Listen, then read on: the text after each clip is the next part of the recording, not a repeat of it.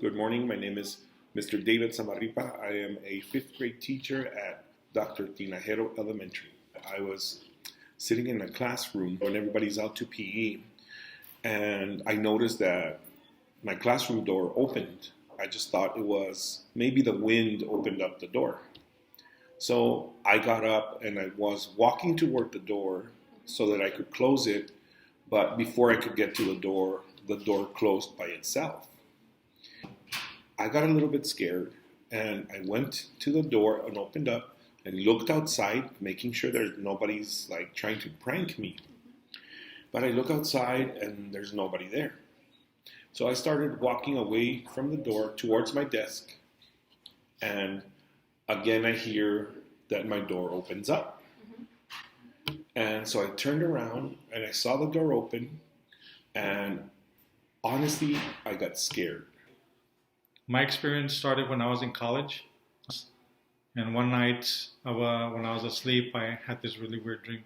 And in this dream, I sensed that my friends were at the foot of the bed, and they were just like looking at me, and just like I couldn't hear what they were saying. And when I woke up, I looked around the room. It was dark, nothing was there. So I figured, go back to sleep. So as soon as I fell asleep, the dream came back again.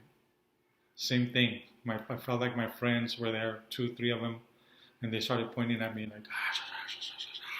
like.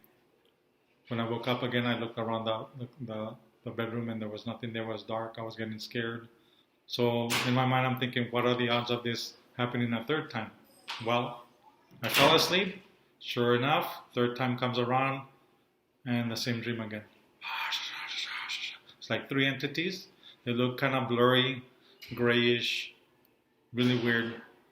So while they're like chanting at me, just like that and pointing, and there's like lights, like orbs start flying around the room, and that really terrified me a lot. I was like really scared.